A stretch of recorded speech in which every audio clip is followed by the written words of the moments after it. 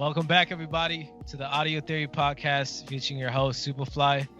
Got my co-host, Danny, on the other end. Day bar is open. What's good? It's cracking. Nothing much. Obviously, Thanksgiving's over now. Trying to get back in the flow of things. How was your time off? Bro, time off was amazing. Spent time with family. Like I mentioned in the previous episode, hung out with my brother and sister in Orlando. That was phenomenal. Bro, but that Thursday, Friday, Saturday, Sunday off, bro, by like Saturday, I was like, fuck it, man. Might as well go back to work today. Like, I was just like, I can't keep eating. Like, what are we doing? That's so funny that you mentioned that, because like normally when I have these holidays, like I want it to last forever, but I think come Saturday, Sunday, I was like, fuck, is it not Sunday? Part of it was because I was fucking moving in, so it's not right.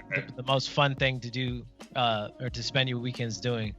But yeah, like I couldn't just sit there and eat all fucking day. Bro, like my sister, like, yo, I made 3 plates for myself Thursday itself.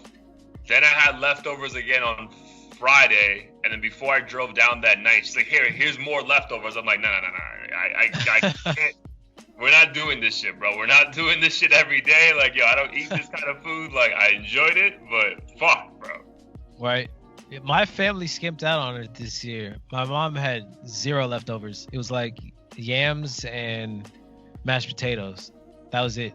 Like, no meat, no carbs, really. Well, I guess they're carbs, but no, there was no stuffing left, no fucking mac and cheese. Stuffing's my shit, just, bro. Yeah, really. Yeah. No, it's like just carbs and butter. But bro, if I could have something once a month, bro, I'd be happy, bro. That shit is wow. Yeah. Like, fuck. It's underrated. I used to hate it as a kid, but for some reason, I think a few years ago, I realized how crucial it is to have it as part of your plate. Oh, 100%. Like, yo, there's no stuffing on Thanksgiving. Like, yo, what are we doing? Like, right. What are we doing? I just walk out, switch. Yeah, like, as a disrespect. How's the overall food, though, at your mom's setup? It was really good. The things I look out for are stuffing, mac and cheese, turkey, bread rolls, and then nice. I started getting into greens a little bit, just to balance out the plate, because I can't just have carbs and fucking butter and shit. Yeah, my body's like, yo, if you don't switch this up, we might have a few less Thanksgivings in your lifetime. Yeah, I did not think about that at all. Like, so like my sister cooked everything, bro. My sister's a fucking superstar, bro. So we went out, because obviously Wednesday night in America, the Wednesday before Thanksgiving is the most popular party night in the country. Do you know about this? No. Because like apparently like all the college kids are in town, visiting from school from university, and then obviously everyone's off on Thursday. So bro, the bars are fucking flooded. So in Orlando was fucking going nuts. Like the first time I ever had fun in Orlando in my life.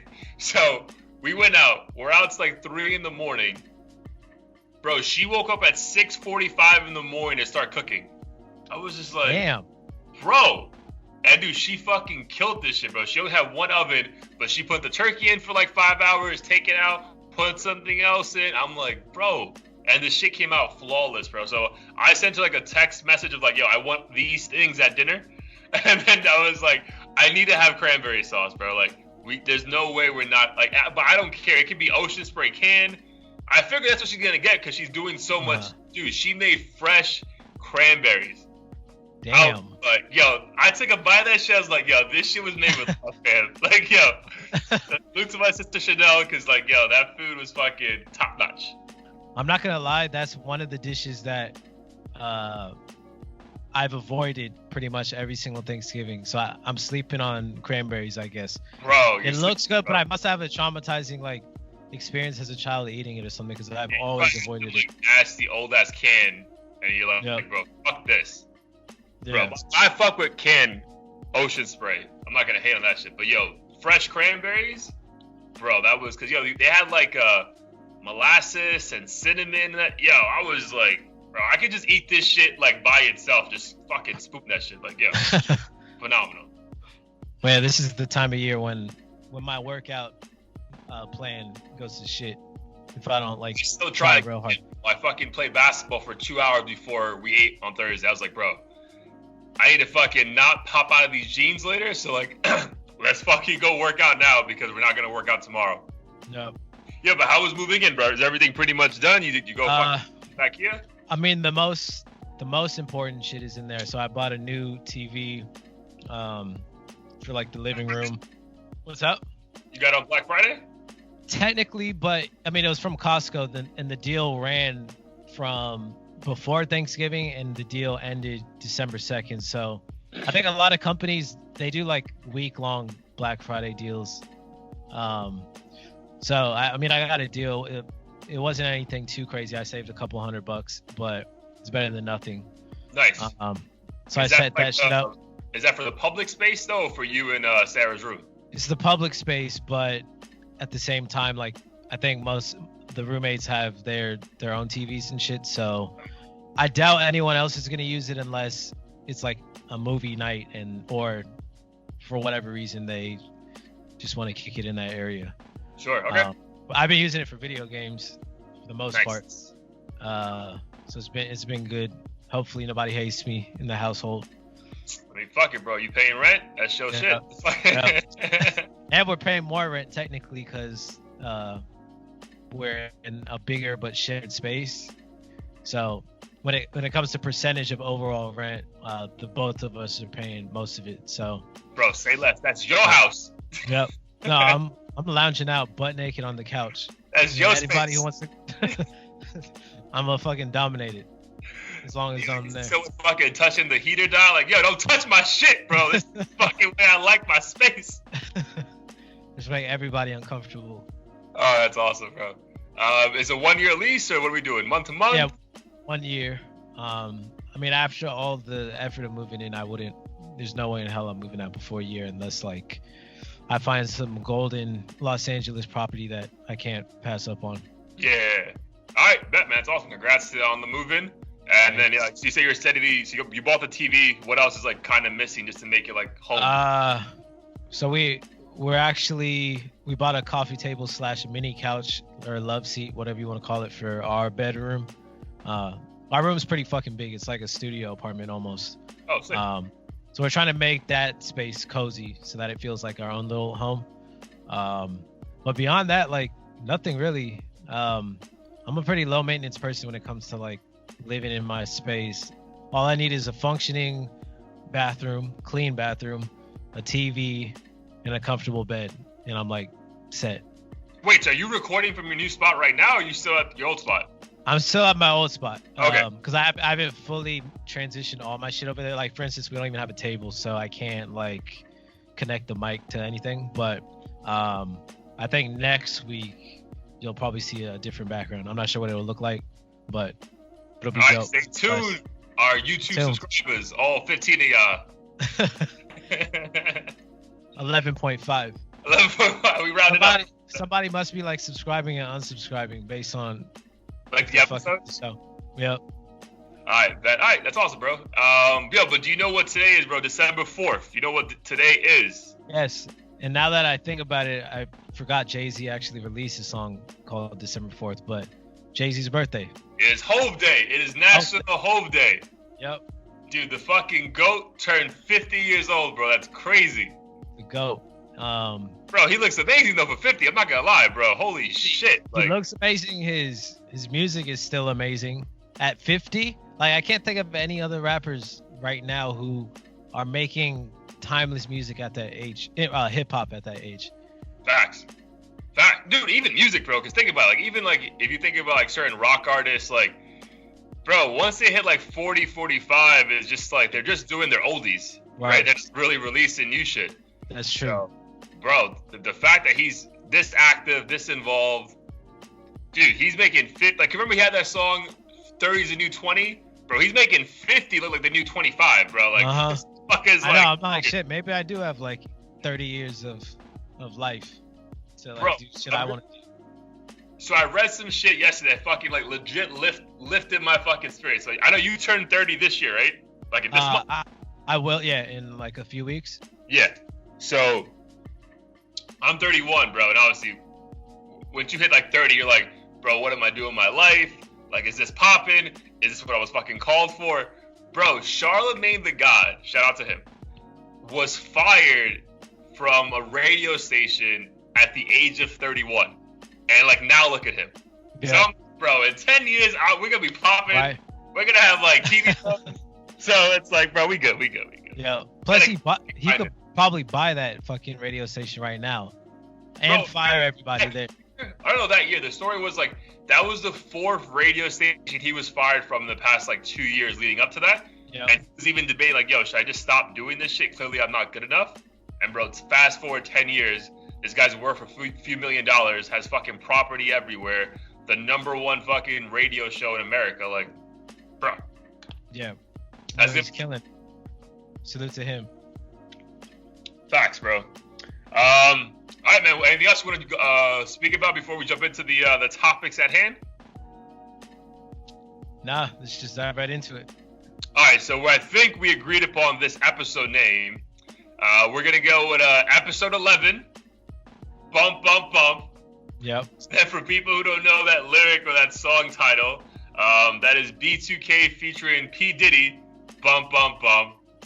And the reason why was because I was talking about this with my sister and brother, like, all Thanksgiving Day. Like, Lil Fizz is a bitch, Omarion's petty. Like, so do you know the story to, like, educate the people, like, what the fuck's going on? You probably know it a lot better than I do. I've mainly just seen the headlines. Sounds like a lot of girlfriend drama, Lil Fizz, Snake, or being Mr. Stereo Girl to, like, a homie, which is kind of fucked up. Or really fucked up. I guess we could just talk about, like, what do we think, like, is this okay? Like, is this allowed? And, like, was Omarion petty? So the story goes, Omarion and Lil Fizz were in a popular music group back in the day called B2K. And then Omarion and Lil Fizz are like brothers. They have a breaking up.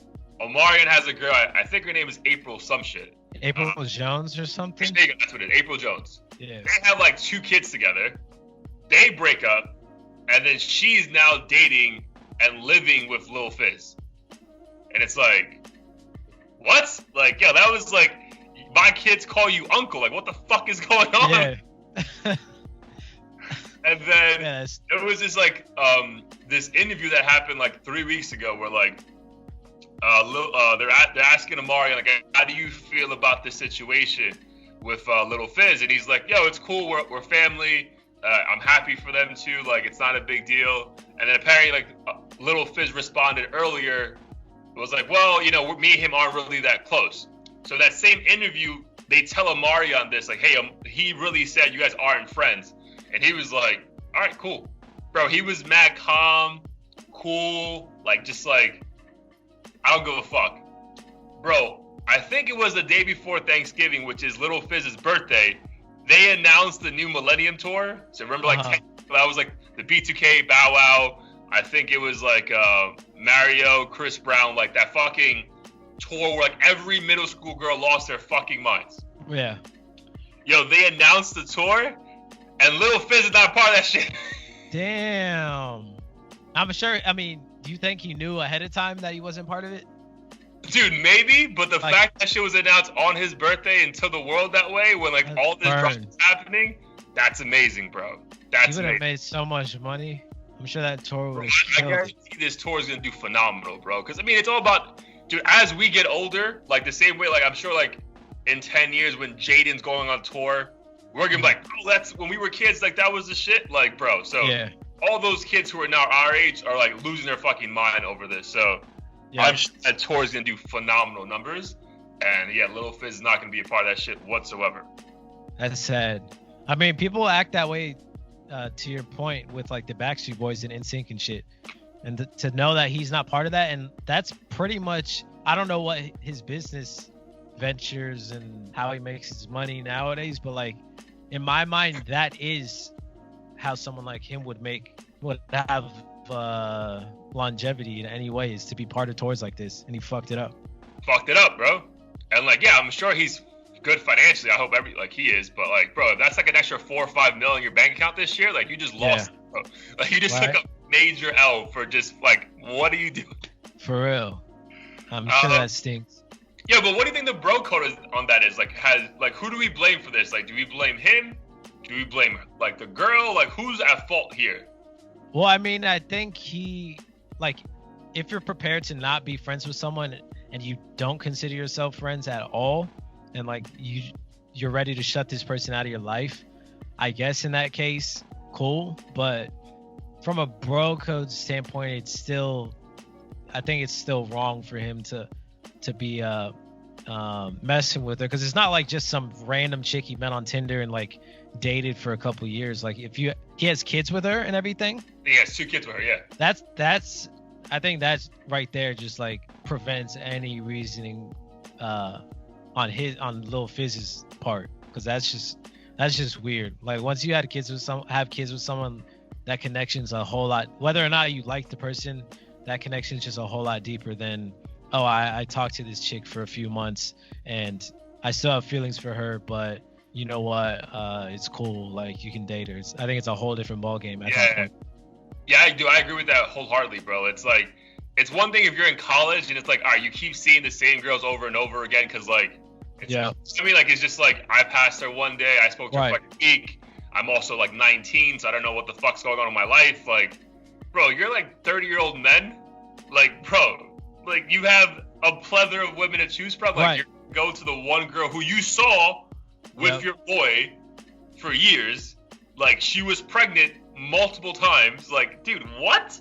I don't understand it. And like, I feel like this is an industry thing too. Like, how are these people juggling the same 7 girls? You have a millions to choose from, literally, and you're going after the same 4. Like, bro, what the fuck is wrong with that's a great fucking point, bro, because that shit happens all the fucking time. Like, yo, think about Amber Rose with Wiz and Kanye. Think about Lauren London, love her to death, but yo, she's been around the block. Like, let's keep it real. Like, she's been around. Bro, Tahiri with a bunch of fucking dudes. Bro, I wonder if it's just like yo, dude, fucking. Maybe it is like college for them. Like, it's just the industry is like, you know, however many thousand people, and they see the same people at every party. Daughter. Did you see that shit? Yeah. Dude, she was with Diddy's son. Like, what? She was with Diddy's son, Diddy, Future, Trey Songz, and Meek Mill, all within the last 12 months. Damn, she's like the DJ Khaled of pussy. Another one. Like, I can't imagine being Eskimo brothers with my dad. That's like the weirdest thought ever. Damn, remember that shit, bro? Because people were giving Diddy shit, and they were like, "Nah, we never dated. Like, she never dated my son." But wow, that's crazy, bro. Yeah, maybe it is like college for them, bro. It's like, yo, we're in the industry. We don't want to date outside the industry. It's only so many people we can be with that understand our back. Like, I'm trying to understand like their logic, like. But damn, bro, that shit's like they're fucking like Eskimo bros with a lot of fucking people, bro. Yeah. I just feel weird about that shit, bro. Like, I don't know, like if I ever meet some guy who's fucked my girl, like I hate him off rip. Like, yeah. You know what I mean? Like I don't fuck with you, dog. So it's like like if I see a girl, I know that girl has messed around with people I know, I'm just like, nah, I'm good. Like she could be a dime. But I'm like, I don't want to do it. Yeah, I don't know. I think they're so caught up in sticking to, maybe they just think these girls aren't gonna be clout chasers or file a charge or some shit, like, or a case, and they're just fuck, he hit and they're fine, so I'm just gonna be lazy and hit too. Shit, I guess, bro. Yeah, I mean that has to be it, bro, because otherwise, like, why is this? It's, dude, we mentioned like 5 and we're not even really thinking about it. Like if we sat down, there's probably like a fucking like football team of like 52 girls who've been with like multiple dudes in fucking hip hop and like in the industry itself. So yeah, I think I'm gonna have to take Omarion's side on this one. Even if he was petty as fuck and like removed him from the tour as a result of this, I support that pettiness 100%. Yeah. I would have done that shit too. He probably would have fucked up just his whole vibe, even just thinking about it and being around him, and could have fucked up the whole tour for everybody anyway. So, and yeah, Lil Fizz was never like that pivotal of a person in the group. I don't think he may have had like a verse here and there. +3, like that was the Yeah, I don't even remember half the other ones. I like if I saw them, I would, but I don't remember them contributing shit. And I don't even know the other two names, to be honest. Wow. Same. Do you?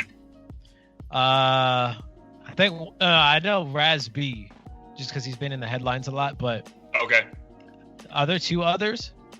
I think it was 4 of them total. Okay. So Omarion, Lil Fizz, I guess Raz B, and then there's one other dude. I don't remember his name. No either, bro. Yeah. So he better not fuck nobody's wife because he's gonna be in trouble. He might have to fucking get his name out there. Like that's hysterical, bro. All right, yeah. I just figured we talk about that because that's been like all over like hip hop culture for like the past week and a half. Like I'm telling you, like myself, my sister, my brother. That's like all we were talking about, waiting for the cranberry to warm up. So, bro, I know something that hit home for us. And we were like, "What the fuck is going on?" I think it was the week leading up to Thanksgiving. Goldlink went on a random rant about Mac Miller. Rest in peace to homie Mac.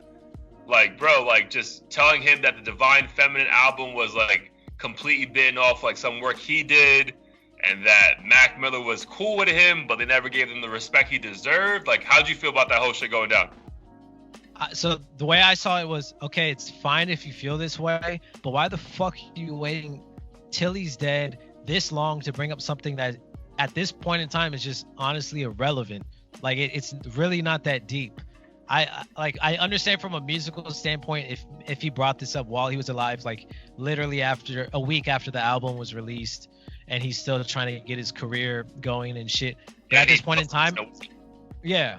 But at this time, it literally doesn't. What outcome does he want? Does he want? It sounds like he only wants his credit, and that just makes it selfish. Like, why the fuck are you doing this right now via social media? It's just stupid. Yeah, like that need to post that. It's like, what are you gonna gain? Like, because like now you're like the trending topic in America. Like, is that what you were looking for, bro? Because like, first of all, I was taught this at an early age. Like, yo, you never argue with a dead person because you're not gonna win that argument, bro. Like, right. The person is dead. Like that person's like what are you like? Who are you talking to? Like, no one. Like, you're not gonna win anything. So that's one. And then, bro, if you feel like I agree with you. If you feel that way, dude, what is the point of going to social media and fucking a paragraph, bro, a fucking essay of like, and like, dude, what are you gonna achieve? Like, you want your fans to like, oh yeah, we love you more now, like, yeah, bro, like, who cares? I think he, honestly, just thinking about it, all it tells me is that he was too afraid to bring this up when Mac was alive, and now that he's dead, he knows Mac can't respond. So he's just like, let me get it off my chest now. Dude, maybe. Well, what's confusing about Goldlink, bro, is he's had like a decent buzz the past like 2 or 3 years. So I would think, like as an outsider, again, I'm not in his head, but I would think like, yo, like you just dropped a really good album like 5 months ago. That was critically like praised by like everybody. I don't know how it did streaming wise, but like pretty much everyone said, yo, you're a really good fucking album. So people respect your work. Like, what are you gaining by this, bro? By putting someone down who's dead. And dude, he had a fucking line that said, "I'm not surprised you died." I was like, what the fuck? That was wild. And it started off that way too. It already set a bad tone for the rest of the shit he was about to say. Yeah, because he said some like nice shit like a couple lines later, like, yo, we were friends at one point. I appreciate you showing me love. I'm like, no. That's like when we say no disrespect.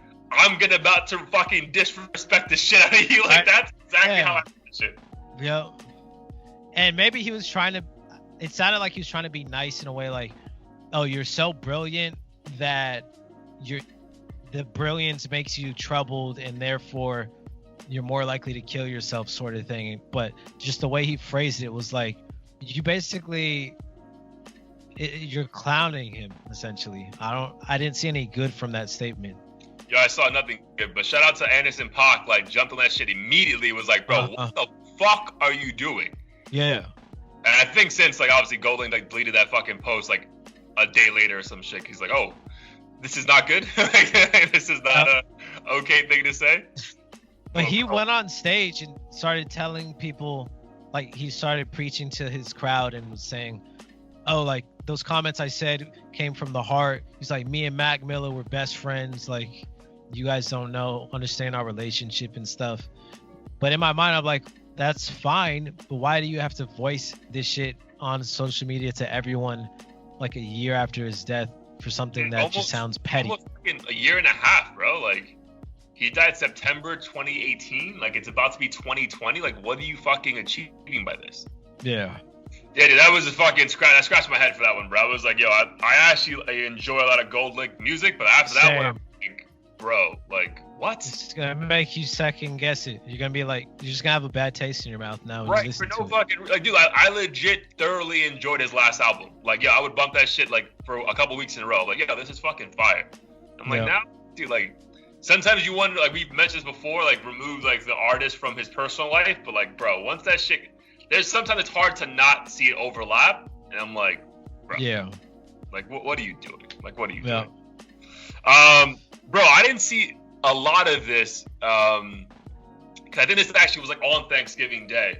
But yo, did you see any of like the Little Uzi Vert like Twitter rants that he was going on? Like, he's not cool with fucking Playboi Carti anymore. He hates DJ Drama. Like, you see any of that shit? I saw some of it since I was sick. Like, low-key, I couldn't do anything. I tried my best to fucking be on Instagram and stuff, but it was hard to like read through all the details. But I feel like he says fuck drama pretty much like every day. I'm pretty sure he has a Google Calendar like notification that's like, remember to say fuck drama.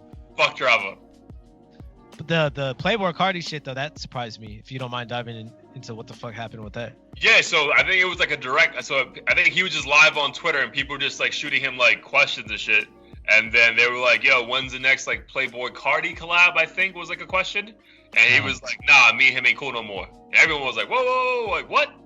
Because like, yo, I mean, I don't really look for Playboi Carti music, but they have like 4 or 5 songs that actually do slap. So that was just surprising because I feel like anytime you really see Uzi out, he's with Playboi Carti. So that was just like what the fuck's going on? Do you think he's trolling? Like that? You know how like Tyler and A$AP Rocky will say like fuck each other and stuff on Twitter?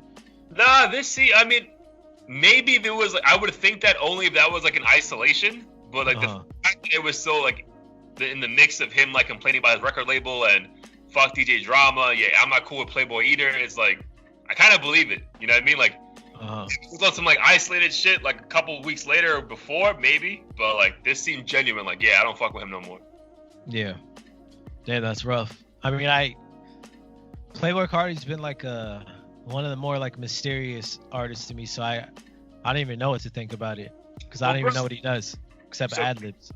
That's what I'm fucking saying. Like, bro, this might be a fucking perfect tangent. Like, yo, why is he famous? Like why do we give a fuck? He was on Earthquake, that Tyler song. On the remix? No, he's like, you know when the song cuts to that that point like towards the end when it kind of sounds like XXXTentacion actually, but he's like, you gonna send me na na na na na. Oh yeah. I didn't realize that was Playboi, and in my mind I'm like, yo, did he get paid like $5 million just to say this shit? He probably did, bro, and that's why he hasn't fucking dropped an album like in 2 years. But bro, like people literally are online like begging him to drop his new Red album like every day. I'm like, why, bro? Dude, okay, I thoroughly enjoyed fucking Millie Rock. Like, yo, song. He had like 2 more good songs on his next album, which I think both of them were fucking with Uzi Vert. But like, bro, there's not like his albums are all like fucking 17 songs long. So if we're looking for one good track in your 17 fucking album, like, why are we so excited about this, bro? Like, you fucking have on every fucking song, like, yo, I don't see it, bro. Like, I think he has to be a great fucking marketing genius, cause like, yo, he's getting paid from fashion companies, fucking everyone. He's always touring on like these dating Iggy. Well, Iggy was dating. Yeah, well, I think he needs him more than he needs Iggy. That's true. Our career is done. But yeah, bro, like, I don't understand the hype. That's like one artist recently that I look at it, I see people losing their fucking mind over him, and I'm like, am I not hearing this shit correctly? Like, yo, like, I skip over almost every song on his fucking album. I'm like, well, this was garbage. That's not good. Oh, Uzi Vert. That's, like, it's like, yeah, this shit's good. Yeah. That's my only like, criticism of this new era is, like, I understand that the simple, catchy shit is dope, and I like a lot of it. But then you have artists like him who literally aren't even doing music and somehow are more famous than like 90% of the other people and have this weird cult following, and it's literally about image. Like, music is maybe like 20% of it at best, and I'm just like, how does this even happen? I'm just so confused. Bro, I could not quote you a fucking little a Playboi Carti verse right now. Me neither. Bro, I say Millie Rock 15 times in a row. Yeah, I can say, oh, New York, I'm like, that's all I know. That's all I know. Apparently he has a baby voice. Like, that's what people like. He does like some Google Gaga type shit. Dude, but yeah, because there was like a thing like top 20 artists to look out for in 2019, and he was one of them. And apparently, like in 2018, he made close to like $17 million. I'm like, what? How? You know what I mean? Like, how the fuck? He collected 17 million? Yeah, like his. I don't know. He has to be. Bro, I don't fucking know, bro. Maybe he's in the fucking like Illuminati, and they just want like he's the next guy they think's gonna pop off, bro. But fuck. All right, man. So we got some pretty. We're not gonna jump into heat of the week yet, obviously. But I know there's a couple other things we wanted to talk about before we jump into other topics. But how do you feel about the Weeknd dropping new material? I feel very, very good about it. I feel like one of the things I wanted to mention about that was, I feel like there's a small collective of artists that have this like God status where they can be basically completely off social media, not do any interviews, not fucking tour, release anything, and then every now and then just pop up with like one or two songs and fucking drive the world crazy. He's one of those, like Kendrick is one of those artists, fucking Frank Ocean is kind of one of those artists, but the Weeknd's one of the few ones I actually care about, and I think the songs he released were dope. One of the things that kind of frightens me is a lot of people are like, the song Heartless shows that he's like ultra depressed or some shit, because it's literally about just like not giving a fuck about anything and like doing drugs and shit. Fuck, so, I was like, let's go. I know. No, honestly, it felt good because it felt like, yo, he's back on his bullshit. Like, fuck everybody. But then deep down, I'm like, I hope don't die, nigga. Don't die. Please don't die. I'm like, yo, give us at least a few more albums. Don't fuck this up. Yo, that's amazing, bro. Yo, what's the first line of that song is like, I never needed no. What was that? Oh, you said you said I don't. You said I never needed a bitch. The bitch needs me or something. Yeah, yo, bro. I heard that shit. So I heard it for the first time. But I was like cooking breakfast. I really couldn't listen to it. But on the drive to work, I put it on. I was like, oh my god, this nigga just went in, bro. The song had me wanting to fucking text everybody in my phone log and just say fuck you. Yo, fuck. That's how hard the song. Yo, I feel that way when I heard that song, and then whenever I listen to like fucking Rick Ross, I'm like, yo, let me just quit my job and go sell drugs, bro, because like that sounds way more appealing than my life right now. Yeah. But I agree with that. That's amazing, like you say that, because like, yo, honestly, like, because I know you do a good job of this, like you kind of like disconnect from like social media, like almost like every other day sometimes. Bro, I find it hard. I really want to, but then like I feel like the only reason I have this shit right at this present moment is for the podcast. I'm like, bro, I gotta be able to one, put content out. Two, do I get most of my news and content from social media? You know what I mean? So that's fucking building our fucking like shows on. So it's like, fuck. But bro, if I didn't have to do that shit, yo, I wish we could just like put this shit on YouTube and on iTunes and just like not have to deal with fucking all the nonsense that's fucking being fed to us all day, yo. Because bro, I have a strong hate relationship right now with this shit. And it's like, but we're fucking like we're stuck right now. Right. No, that's true. But I think for me, it's not the new shit. It's the thoughts and the meme pages that fucking get me. Those are the distracting ones. I can read the news shit all day. That's useful to me because it's like bite-sized content. But the thoughts and meme pages, I gotta get rid of. Facts, bro. It's a thought. I agree with you too. It's the thoughts and meme pages. It's like, bro, like it's like, dude. It was like, well, obviously the holidays don't count, but on Sunday, my phone gave me my summary of like my activity for the week, and it was like average went up to 6 hours per day. I was like, what the fuck am I doing? Was it all Instagram? No. So there's this. It's probably like 2 hours. The thing is, like, one of my alarm clock has to stay open. Oh, okay. So no, it's like open all like, but still, I was like, God damn, nigga, you on social media for like 2 hours? I was like, bro, this is killing me, bro. Yeah, it's scary to think about it. But that's pretty amazing. Like, yeah, that he does this shit the weekend. Dude, he literally reactivated his account on Instagram, and everyone lost their fucking mind. They're like, oh shit, it's coming, and then boom, boom. I haven't seen the video yet to Heartless. I heard that was pretty good. Yeah, it's dope. Like, honestly, he's not really singing or anything. He's just like running around in what looks like Vegas, fucking high off his ass, like smiling and tripping balls. Yeah, bro, he has a whole new look to him too. I think he like lost some weight. Yeah, he's got a mustache and shit. Nigga, yo, he looking super Hispanic, to be honest. Like, remember that joke is like his name's not the Weeknd anymore. It's called El Fin de Semana. He does look like he's fucking Colombian or some shit. I don't even know what's going on. Yeah, but I mean, dude, he literally can bag any girl he wants by just looking at her, bro. Like the fact that he had Bella Hadid forever, and like I'm pretty sure most of these fucking songs are about her. But yeah, no, he's a fucking rock star. I'm sure he and her just fucking did coke all day with Victoria's Secret models and shit. Dude, he went from what, Selena Gomez before her? Bro, this nigga is the fucking man, bro. Like, yo, he's the fucking man. I think he made a diss song. You know the song with Nav? It's called Same. It's called Same? I don't know what it's called.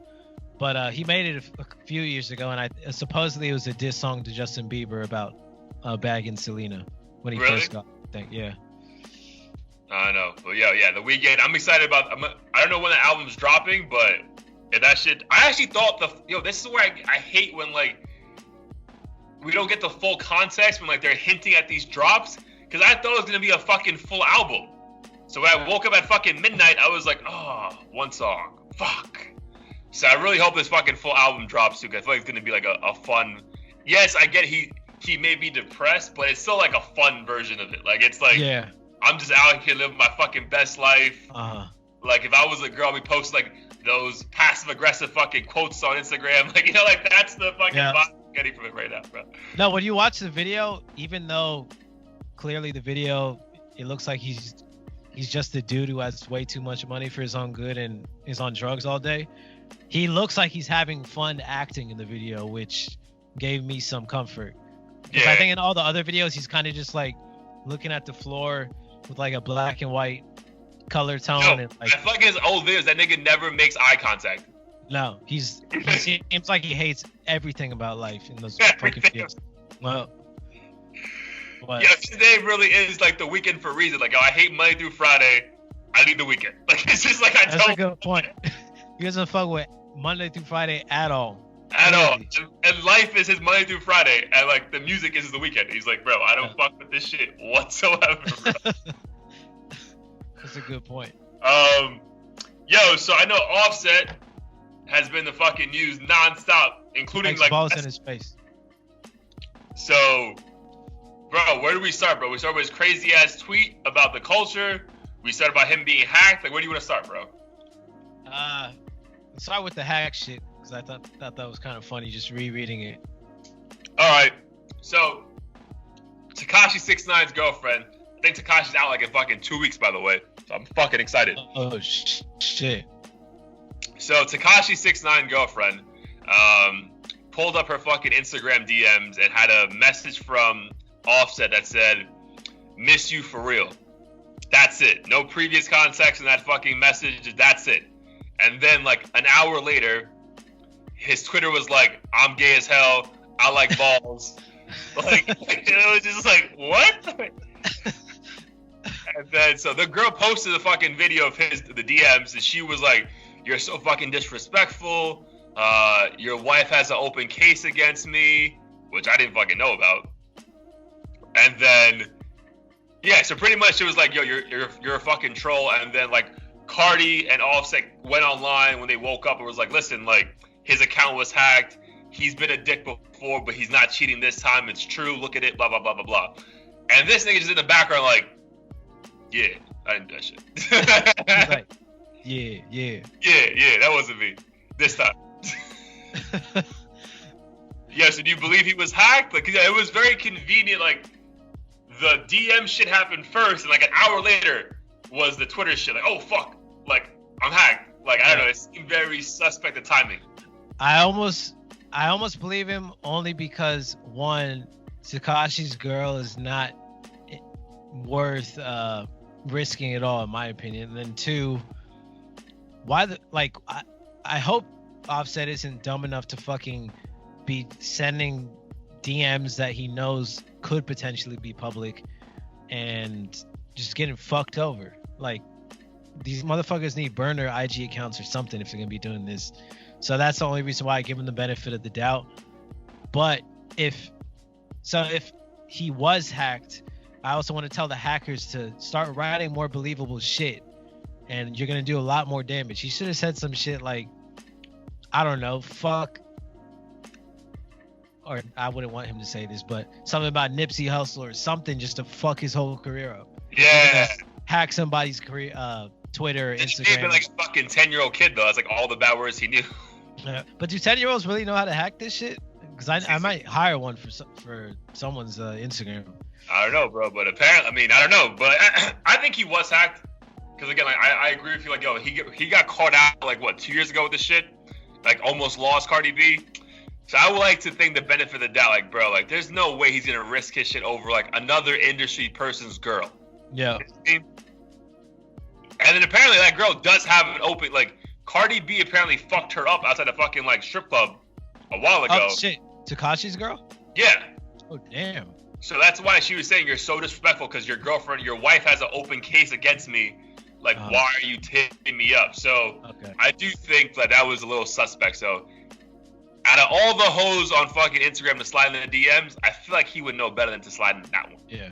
So well, maybe she had money and just paid somebody to hack him and do all that shit. Maybe, but yeah, I side with Offset on this one.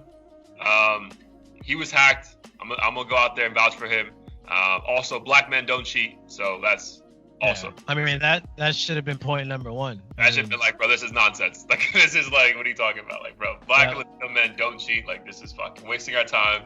This is just the fucking Trump administration to fuck us over again. Like, right? It's all a big plot, a government plot. Fuck you. All right, so you want to let people know then about his other Twitter rant that apparently was him?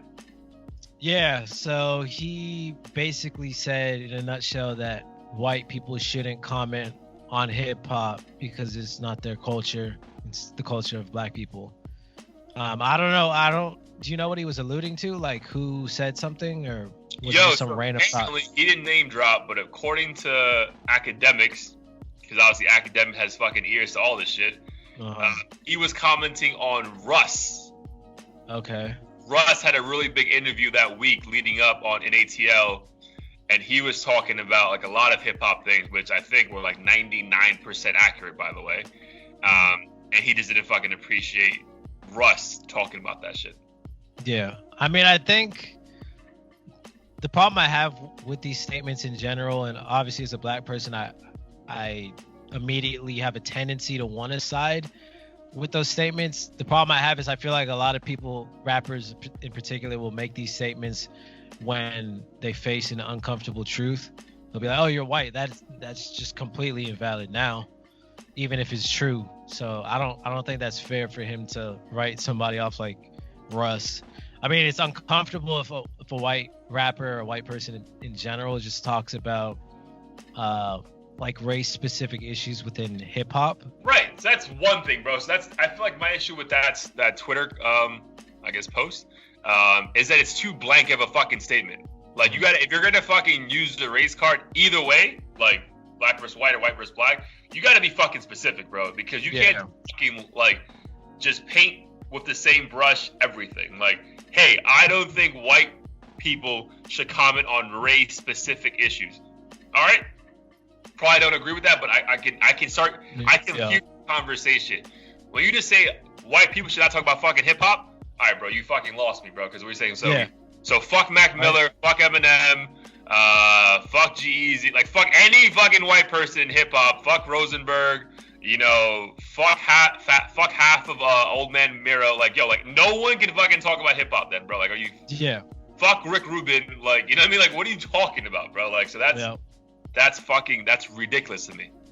Yeah, it's way too blanket. And I think to your point on like being specific, I think Rosenberg, when Kanye was saying like the slavery stuff, Rosenberg was making some points, and I think that was like one of the few instances where I was like, okay, like I appreciate that you're you know, contributing to this conversation, but at the same time, I don't think you can necessarily speak on how black people should feel about these statements. So in those instances, it's like, okay, yeah, if you're white, maybe you shouldn't go too hard on vocalizing your opinion for this.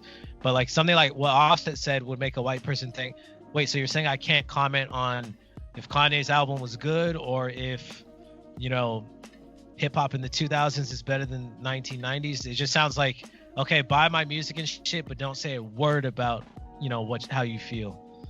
Facts, bro. And like we were there for the Migos fucking performance at Rolling Loud, and fucking 90% of his fucking fans are white. So what are we talking about here? Like what are you like? So yeah, come to my shows, make me a millionaire, but like shut the fuck up. It's like, bro, you can't. This shit doesn't work both ways. I know you wanted to discuss talking about like white fans. What's that R&B artist? Is she R&B or is she hip hop? I think she's R&B. Her name's Noname. I don't know what it is with all these like anonymous names and shit. What's up? I've never heard of her until this past week. Me neither. So maybe she's a fucking marketing genius too. I don't know. So you want to tell people what happened? Yeah. So she essentially vocalized the fact that she didn't, I think, want to perform for white audiences anymore, because essentially they can't relate to her music or message. Obviously that she caught a lot of backlash for that, because I mean, what people consider, I guess, reverse racism. I mean, in my opinion, like as an artist or whatever, like you should be able to perform or deliver your art to whoever you want. But at the same time, it's tricky because the people supporting you, then what the fuck are you gonna do? Like, how are you gonna pick and choose who comes to your shows and does this and that? I can understand why a black artist might be uncomfortable performing for like a 90% white audience if you're speaking on things that they might not relate to, and you kind of feel like a clown, like a jester who's just performing and okay, I can say like jumping around on stage, but and go away kind of shit. Yeah, when it comes to like racism, a lot of white people who are racist don't necessarily, it's not like they turn off the TV when the NBA and shit is on. They'll still fucking sit there and clap and support LeBron and shit, and then go home and talk about how, you know, niggers need to stay in their place and shit like that. Yeah. So maybe that's where she's coming from, but it's still a sore subject, because like I just don't know how you would really navigate that unless you fucking move to Africa. I get what you're saying. The TV, I mean, watching a game on TV though is a little bit different. Like the way I was seeing it was even like comparing it to like what you and I are trying to do with this fucking platform and like this podcast right now. Like, yo, we're like figuring out new ways to get new listeners, right? Bro, who the fuck are we to tell someone who is putting in their effort to listen to us, oh, if you're this race, don't fucking tune in? Like, bro, you should be so fucking grateful that whoever, white, black, Asian, like whatever, is listening. And like, yo, thank all 20 of you guys. We just hit 21 fucking listeners on the podcast, baby. So nice. Thank you to those fucking 21 listeners.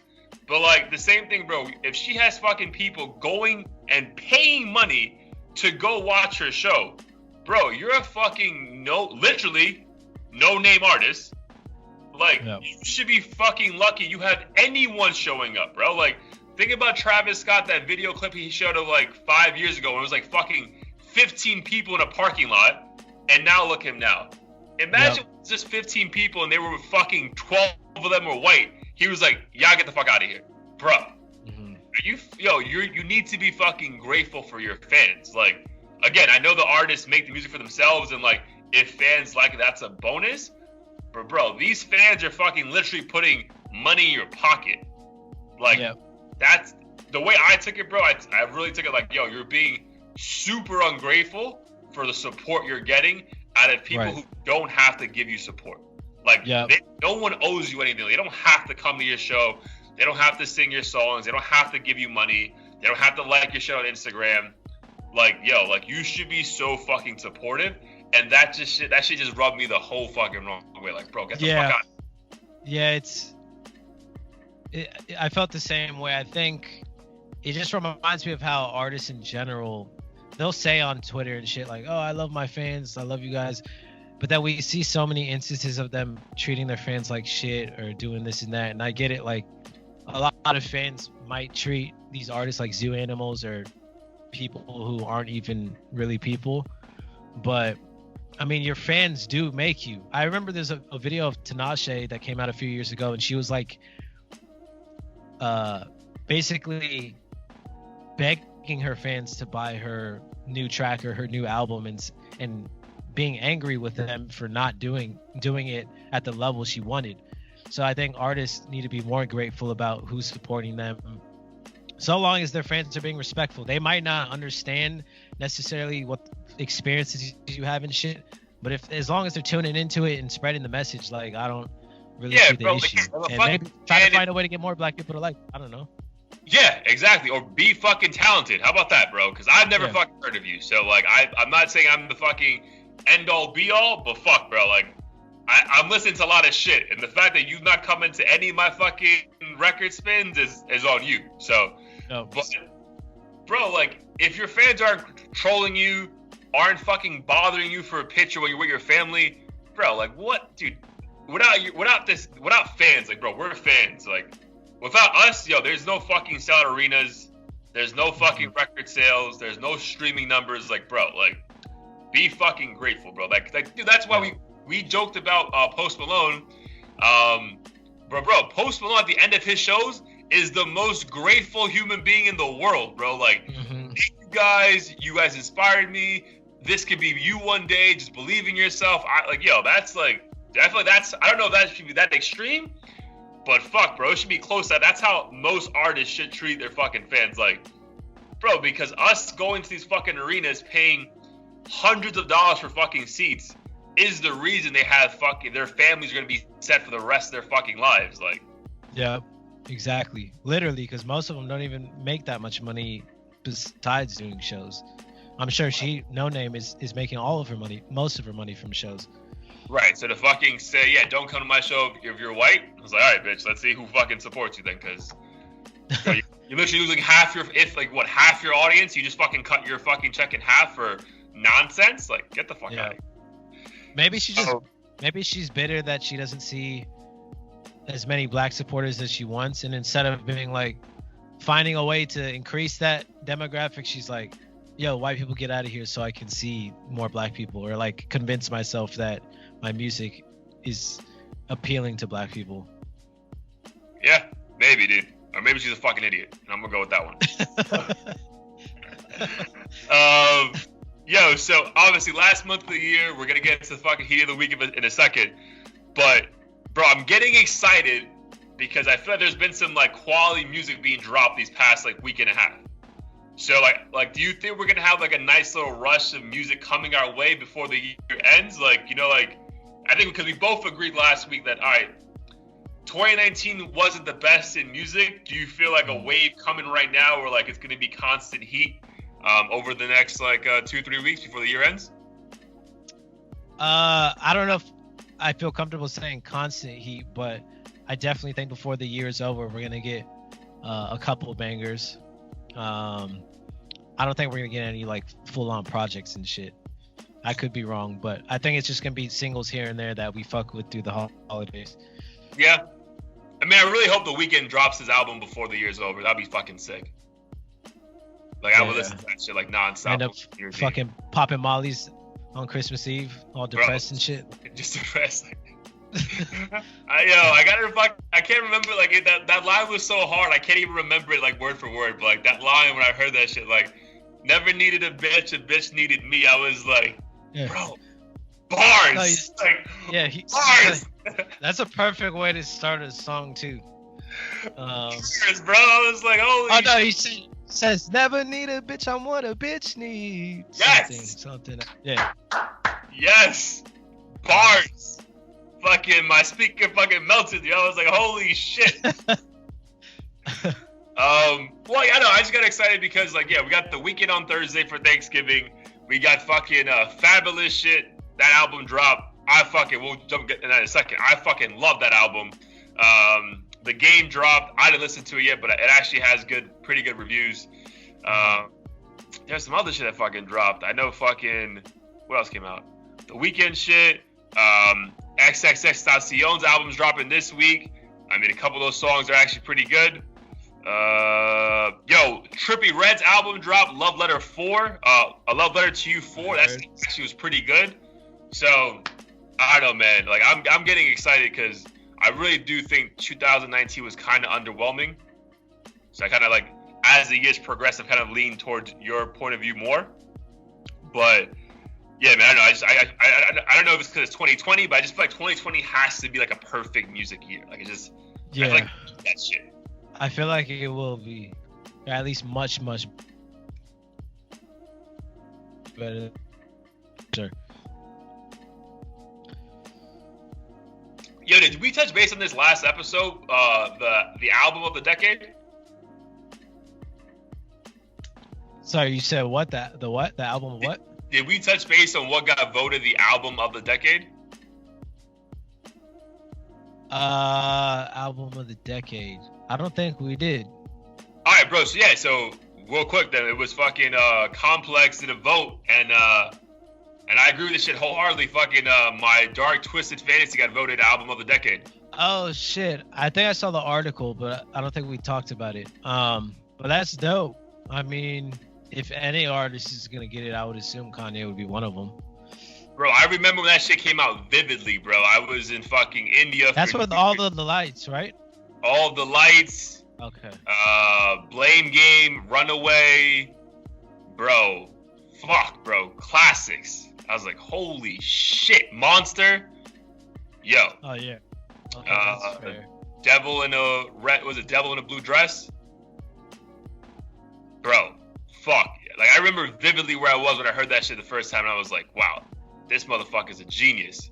And the fact that the album dropped in 2010, and literally 10 years later, I agree, nothing's been better than that shit. Like, from nobody. Yeah. Like, I don't think it's... like, if there was, like, a voting system, I feel like that shit was, like, 1, and then whoever finished second was, like... It wasn't even close. It was, like, 1, then, like... goes straight to, like, 4th? Yeah, just, like, it wasn't even close, bro. Like... Because, production-wise, he was on some other shit. Lyrically, he was spitting, like, clever Kanye shit.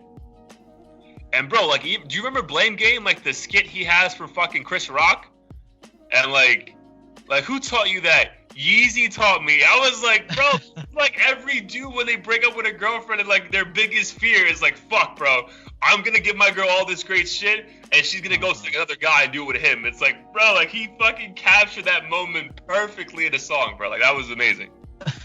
I'm a bad Kanye fan. I still have to listen to that skit. Oh, bro, you gotta. Yeah, it's on the song with him and John Legend, Blame Game. So yeah, Lord. I figured we just talk about that because I figured you agree with that too. But that album was phenomenal, bro. And then I guess before we get into Heat of the Week, we've been teasing this shit all day again in a second. Yo, Blueface, bro. Blueface is still in the fucking news. Not over music, but just the shit coming out of his mouth for his fucking Twitter and Instagram page. So you're in LA more. Obviously, you live in LA. So give the people an update on like what the fuck is going on. I mean, Blueface is just saying a lot of controversial shit lately. I think more recently, What? Damn, completely forgot what the fuck he said. Because I know the last time he was talking shit about Nipsey, and this time he said what again? Well, this time his manager's the one doing a lot of talking on his behalf, almost about Nipsey. Because they caught his manager like outside of a club, and I guess his manager's like an OG, like gangbanger or some shit. Because he was making it very clear he don't play these fucking games. But yeah, he was like, he made it very clear that like to the world, like, Blueface is not apologizing. And then he started fucking like, dude, dropping fucking like his own facts about why Nipsey's not a legend. He only had one album. He's a nobody. And then he called out T.I. for being a snitch. I was like, what the fuck is going on? I remember seeing that. I don't know. I think he's trying to take the Tekashi approach, but it's just going left every single time. I feel like he's trying really hard to be this viral, I don't give a fuck what anyone says person. I mean, he probably has a lot more street cred, actual street cred than Tekashi, but I don't know. It's just really weird to me. It's almost like if you're not a real lyricist, then you seem to not. I think it goes hand in hand with how much you appreciate the art. It's almost like the less lyrical you are, the less you actually give a fuck and are respectful to legends within the industry, which is unfortunate. Yeah. Like Kendrick would never say that shit ever about like a Nipsey or something, but all these rappers who like literally are just doing it because it's easy money, just like fuck this dude. Like I really don't care what impact he's having because it's not making me money, so fuck him. Dude, that's a fucking great point, man. Because if you think about it, I remember Nipsey was asked before he died, obviously, about Tekashi, and he was like, "Listen, man, I'm not gonna speak on that man. He has his point of view. I'm good," and he just kept it moving, bro. Whereas like any other non-lyrical rapper who did not give a fuck about rap would have been like, "Yeah, fuck him. He's a bitch." Like just to like get his own name out there, so that now I'm the guy who dissed Tekashi. So now you're gonna talk about me. Because it really just feels like Blueface is like clout chasing, bro. Because I haven't heard one new single from him. I know he dropped another album after his first one, but dude, I didn't check that shit out at all. It didn't do well. And then he also had like a tweet that he sent to one of Meek Mill's like. Oh yeah, that was the thing. Meek Mill's artist, I think, posted a video saying how like he wasn't gonna buy a $50,000 chain until he got his mom straight and bought her a house and all kinds of stuff. Right. And then Blueface like indirectly responded, but it was clearly directed towards Meek Mill's artist, and he said like, "Man, like if you can't buy a $50,000 chain, like you signed the wrong deal, basically." And just unnecessary coon shit that shouldn't be promoted on the internet, and it just goes to show like dark or the negative side of hip hop. Like this, Nipsey died essentially to refute Blueface's argument, and we have Bluefaces out here still doing this shit. Right, bro. Like, why are you hating on this man who's like trying to be financially like smart? Like what the fuck? Yeah. I can't think of any. Afford this, so I'm not gonna buy this. Are you a bitch? You can play it. It's like, what, dog? Like, I'm not. What? Yeah, that's like me saying, or you saying like, yo, I'm gonna buy this Honda instead of trying to go after this Beamer. And I'm like, yo, you're a bitch for not having enough money to get the Beamer and the Honda, motherfucker. And I'm it's like, whoa, bro, why are you getting out of set up right now? I can't really afford that shit. Mm-hmm. Wow, it's wild. I don't understand it. It's hard. Yeah, dude, we like the ignorant shit in music, but we don't like it in practice. Right, that's a great point. Like, yeah, we like the ignorant shit in music. We like the fucking pettiness in music. We like the fucking violence in music, but like, we don't like. Why the fuck would you try to also be that in real life? Like if you see another young up and coming artist trying to do right by themselves, like why would you hate on that, bro? Like kind of our point, last episode about the whole like those kids fucking booing Drake. Like, dude, what's the point of that shit, bro? Like you're achieving nothing. Like you're just like being dicks. Like you're being trolls. Like so why troll someone else who's trying to fucking do right by their mom? Like come on, bro. Like what's Yes, I really think he's just trying to take that fucking role of like, let me be a troll. I'll get some fucking clout. I'm gonna call Nipsey a nobody, and then just fucking call it a day. It's just like, bro, this guy's clearly here for a fucking check, and that's about it, bro. Yeah. Surprisingly, I don't hear much from him in LA. Even though I'm here, like I don't hear him on the radio at all. Really? I do, because the one thing that they can't fucking play Tatiana every fucking day. This guy has no music that's like any good. Like that single fucking dropped a year ago? Like a year and a half ago? Yeah. So they're like, yo, we can't keep playing your fucking single over and over again. Like at some point you need to bring fucking good quality music. Like that's what I'm hoping for, bro, is like I really hope in the long term, like, yes, I do hip hop, do any industry really. Like any industry, there's always going to be people who just come in for the money and then leave, right? That's like the gold rush. Like that's comedy, acting, model. Like it's always going to be the case. But long term, like you're going to see who rises to the top. So yeah, a lot of these fucking younger cats, younger, older, whatever. A lot of these artists are not going to be around in like 5 years, and we know who the fuck they are. So it's just like, we deal with them now, but we know, like, all right, bro, shut the fuck up. You're going to be gone in like 5 minutes. Yeah. When I think of people, like, I think Fetty Wap was the first artist that made me truly realize that you can come in and go just as fast as you came. Bro, but that motherfucker had hits. Back to back. I was like, this motherfucker's going to be here like Drake, like forever. And he just disappeared. Forever, bro. Yo, that entire album was fucking bangers. The whole thing.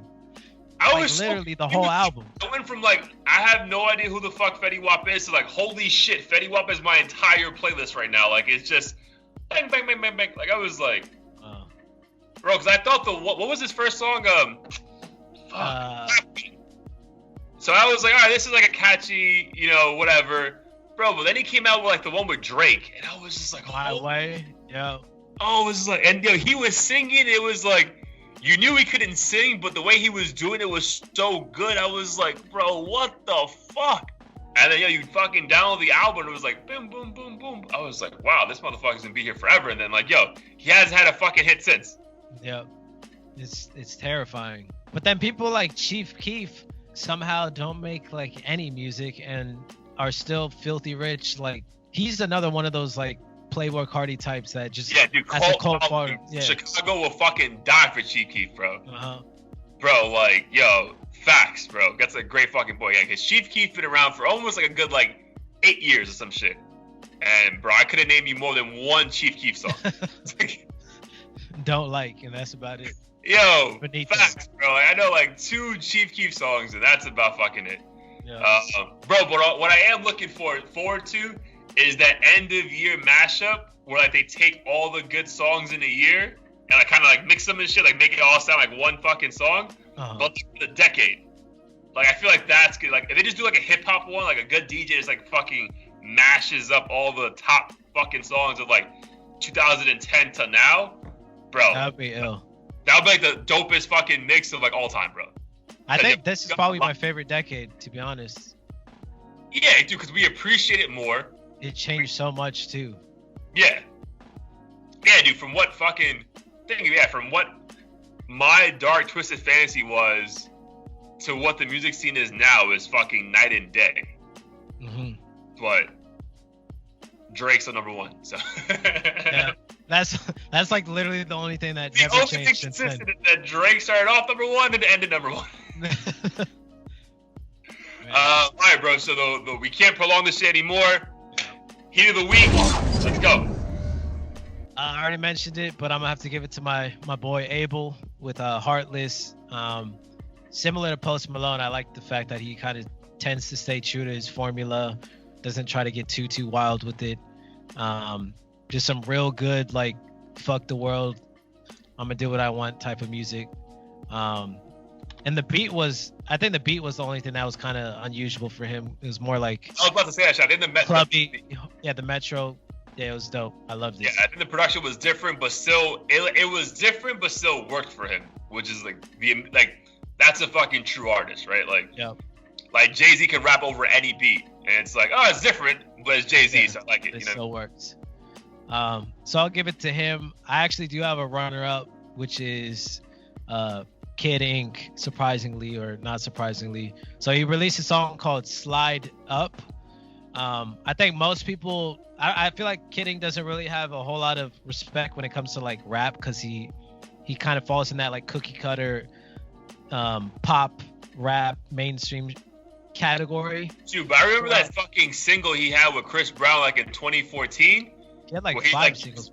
Where he used that fucking like that EDM beat, like "Show Me Love" or some shit. Yeah, something bro, like that. That song's fire, bro. Yeah. So I mean, I think quality-wise, he makes good music. It's just not impactful to the point where like you're checking for an album or anything. Yeah, it's like, oh, if it's on, I'm cool with it, but it's whatever. Yeah. But if you hear it in the club, you'll definitely pop up and dance. And this song, he's released a handful of singles over the past few years, but this one like felt different. I felt like this one deserves to be on the radio. Again, it has a very typical mainstream like Drake-y feel, typical like trap beat, talking about love and girls and shit. But it's a really good song. It's a good slapper. It's him, or does it feature anybody?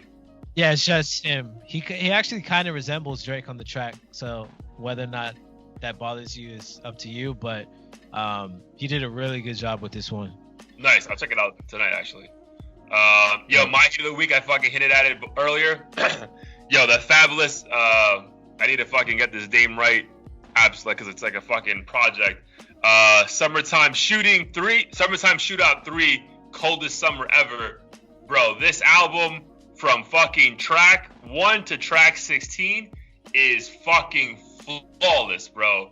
And to give someone credit, yo, his first album dropped in 2001. And for him to drop an album in 2018 that is this fucking good, holy fucking shit, bro. Like, yo, because he's dropped other shit recently. I'm like, and it sounds the same. Sounds the fucking same, bro. Sounds the same. Like I was, because, yo, he has a residency in Vegas. And I'm like, girl, who the fuck is still peeping Fabolous? I understand why now, bro. Because I was listening to this shit like, my favorite song is Gone for the Summer with A Boogie. Yeah, he fucking kills that flow. And then he has this song with his entire family on it, bro. It's called, damn, what the fuck is it called? Shit. Damn, what the fuck is it called? Too Late. Literally the last song on the album. He's talking about how like you don't want to fucking the importance of the man in the household, because obviously he had that whole beef with his wife. You know, that was just all public, and like the album really talks about that. So it's amazing to see someone go through like issues and how like that always produces quality music. Like the more fucked up their life is, the better the fucking quality is for us. But like it is what it is.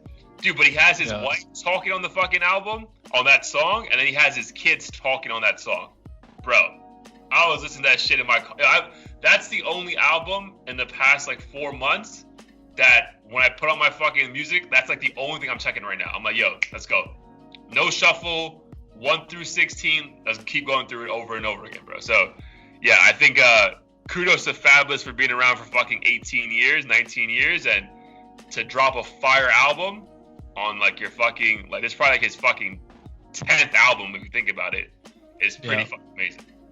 Nice. I mean, do you think, I always ask myself this, do you think he's underrated or he's respected as he should be? Because he's made it this far, which a lot of artists can't do, but at the same time, I don't know if people talk about him in the top rapper category. So how do you feel about that? So this is my thing, bro. This is my thing. I think he is, the longevity has given him respect.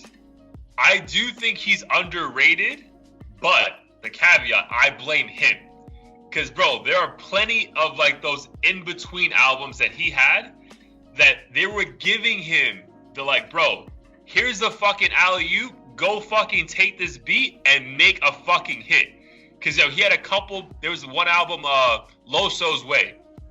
Bro, the production on that fucking album, bro, was, dude, Ryan Leslie produced, like, half that fucking album. Oh, yeah. Yeah. And bro, the fucking lyrics that Fabolous was fucking using were fucking lazy and redundant. And like, bro, you used this on like 3 songs ago. Like, why are you like?